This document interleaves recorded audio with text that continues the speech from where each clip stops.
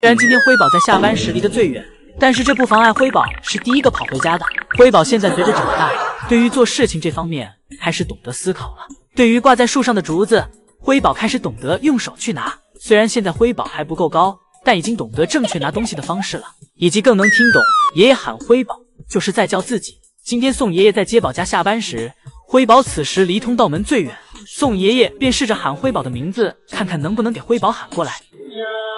宋爷爷在喊第一遍时，辉宝在探头探脑的试探，接着宋爷爷喊了第二声辉宝，辉宝从小滑梯上滑了下来，然后直接毫不犹豫地跑了过来。宋爷爷看到辉宝过来后，关上了员工通道门，走去了熊猫通道，在熊猫通道里喊着辉宝的名字。辉宝在听到通道门口传来自己名字的声音后，立马转头跑进了通道里。辉宝现在完全可以和爷爷们无障碍交流了，能听懂爷爷是在叫自己名字，并听话的快步跑回家了。接着宋爷爷喊了爱宝的名字，爱宝此时像是已经等候多时了，等听到奶爸喊自己名字时，立刻向通道门走去。最后是瑞宝，瑞宝现在离通道口只差1步的距离，瑞宝期待着爷爷赶紧喊自己。今天宝家成员的名字就是他们回家的开关。瑞宝等了好一会儿，才等来宋爷爷喊自己的名字。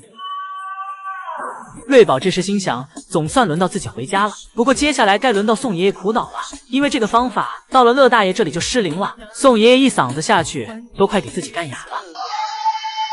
但乐大爷这里还是无动于衷，乐大爷还想在木架上再坐一会儿，任凭宋爷爷怎么喊，乐大爷都不搭理。可能乐大爷又忘记了宋3岁是会记仇的，等晚上宋3岁气不过，偷偷给小木架的亮台拆了，乐大爷到时候后悔都来不及了。今天江爷爷值夜班，来到办公室后便开始接手宋爷爷的工作，开始给辉宝拍小屁股，帮助辉宝排便。爷爷在给辉宝拍屁股时，辉宝水汪汪的大眼睛直勾勾的看着爷爷，舒服的辉宝还伸出了小舌头。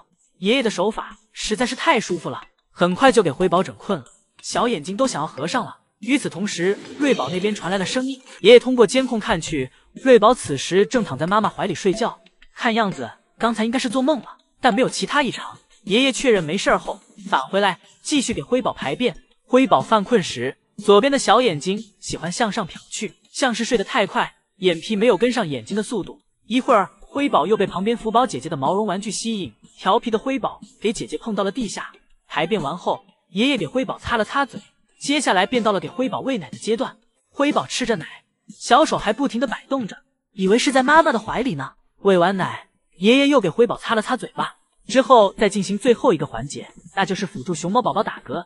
爷爷给辉宝转了个身，然后开始轻拍辉宝的后背。辉宝在爷爷怀里很乖，不吵不闹的。所有操作都完成后，爷爷将辉宝放回小床上，然后去了瑞宝的房间。此时瑞宝已经醒了，正在勘察自己所在的环境。瑞宝此时想站起来，瑞宝不断的努力尝试着，但这次并没有成功。不过依照2只熊猫宝宝的成长速度，想必也用不了多少时间了。一会儿，瑞宝趴到妈妈怀里吃奶，爱宝感觉自己怀里痒痒的，爱宝下意识的给自己挠痒，忘记了瑞宝还在自己的怀里。瑞宝躲闪着妈妈的脚丫，提醒妈妈踢到自己了。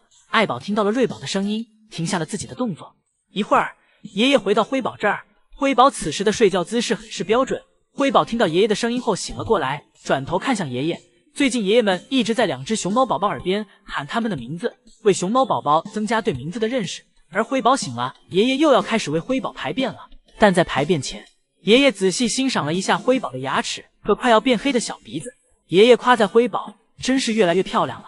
辉宝现在已经不满足于室内园区了，开始试图找寻通往室外园区的方法。江爷爷这时扛来新的竹子，刚好看到站在通往室外园区门口的辉宝。江爷爷走到通道门口，将辉宝抱进怀里，这温馨的样子，哪个姨姨看了能不羡慕？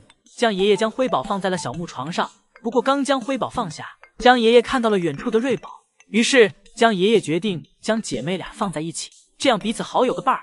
江爷爷将辉宝放下后，继续忙其他事情，而姐妹俩刚见面便打了起来。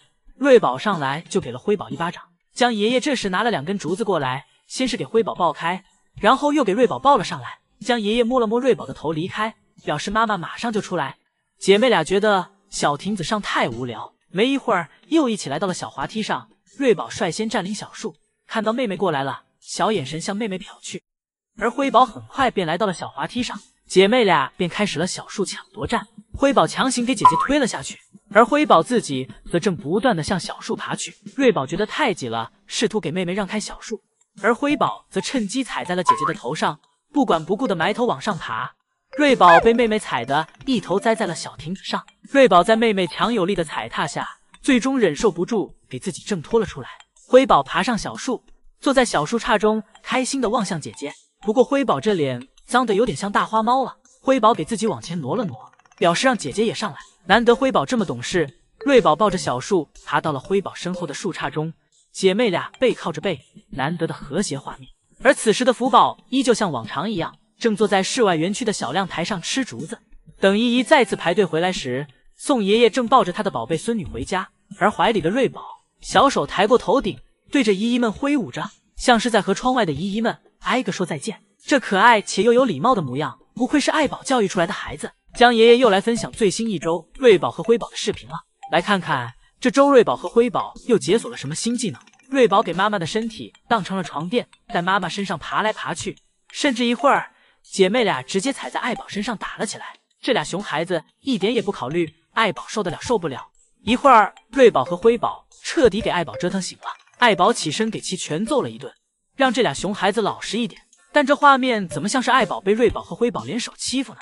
下午爱干净的辉宝又在妈妈的饮水盆里洗起了澡。可能辉宝长大后不想让姨姨们叫自己锅巴公主，所以辉宝才经常给自己洗澡。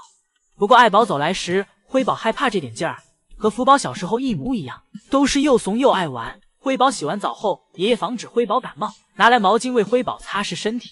而瑞宝和辉宝则想让爷爷和自己玩魔法飞毯，在爷爷身边闹来闹去，不知道爷爷晕没晕。一会儿将爷爷转累了，坐了下来，瑞宝则像是一个小棉袄一样走过来趴在爷爷腿上，问爷爷是不是累了。而此时爱宝正在隔壁安心的吃竹子，就算爷爷叫爱宝，爱宝也不搭理。爱宝心想自己总算可以清静一会了，自己才不会让自己受影响呢。这时换成了爷爷求爱宝带孩子了，爷爷问爱宝吃完没有，让爱宝快吃，然后自己带孩子。而爷爷手上却很是诚实，怕爱宝太累，还在为爱宝按摩。折腾了一下午，又到了瑞宝和辉宝的吃奶时间了。这次瑞宝和辉宝吃的些许有点凌乱，奶水洒了一地。江爷爷这一天可真够累的，光看视频就觉得很累，而爷爷却始终都能够乐在其中，从来没有抱怨，一心想把最好的都给福宝一家。要看到瑞宝和辉宝这2天总是喜欢黏在圣熙阿姨屁股后面追来追去，我就知道江爷爷选的人不会错。而且圣熙阿姨的上任让园区一下又恢复了往日的活力，这也可以看出江爷爷选择让圣熙阿姨接任自己，这一选择是正确的。甚至瑞宝辉宝这2天喜欢黏着圣熙阿姨的程度已经远超宋爷爷了。看辉宝看到圣熙阿姨后这激动的样子，差点冲下小亭子。圣熙阿姨乐观开朗的情绪正一点感染着瑞宝和辉宝。圣熙阿姨以前是在导盲犬学校工作，或许正是这份工作培养了圣熙阿姨这开朗稳定的情绪，所以圣熙阿姨陪伴姐妹俩时都是温温柔柔的，不会像爷爷们一样带着姐妹俩在园区飞来飞去。圣熙阿姨害怕给姐妹俩弄伤或者弄疼，当时圣熙阿姨第一次抱福宝时更是紧张的不得了。圣熙阿姨表示那个感觉到现在自己还记忆犹新。而之前圣熙阿姨不管是在导盲犬学校工作还是在生活中，都经历过很多次抱动物和抱小孩的经历。但那天宋爷爷让圣熙阿姨抱福宝时，圣熙阿姨一下不知道该怎么去抱了，明明直接伸手抱住就可以了，但圣熙阿姨表示当时就突然不知道手该怎么去摆了。圣熙阿姨看之前自己抱福宝的照片，也感觉自己抱福宝的姿势很奇怪。主持人表示，拥抱一个动物也是得到了这个动物的认可，因为并不是所有动物都能接受来自别人的拥抱的。